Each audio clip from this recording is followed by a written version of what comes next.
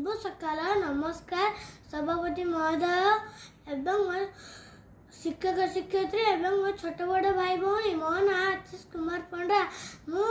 UKG B रे पढ़े मु आज आपण मानंकु गुटे कहानी सुनाइबाकु जाउची से कहानी ना हैला कोना मटिया बहुत दिन तलर कथा धीरे धीरे को गाय उड़ेला बेले बहुत दिन तलर कथा गोटे ग्राम रे राम नामकर कृषकटे रहउतला सीए सबुदिन सकाल उठी नदी को पानी आनिबाकु जाउतला से ता कांधरे दोईटी माठिया नहीं जाउतला गोटे माठिया से तो भल थिला गोटे कोन थिला भल माठिया बहुत भल माठिया बहुत गर्व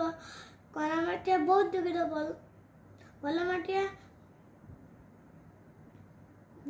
बहुत गर्व कहीं से भल थिला कोना माठिया बहुत दुखित कहीं ता देहर गोटे कोन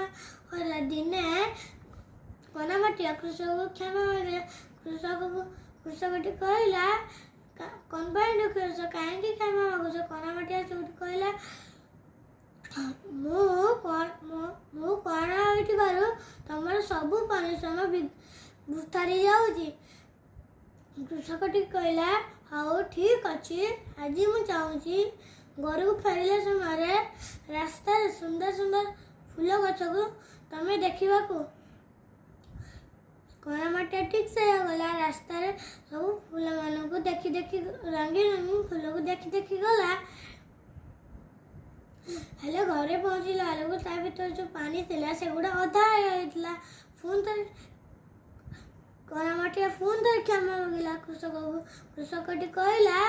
कोना माटिया तमे ठीक से देखि पाइलानी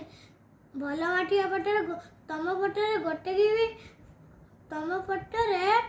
बहुत सारा फूल मंदिर रंगीन रंगीन फूल कौन ठीक से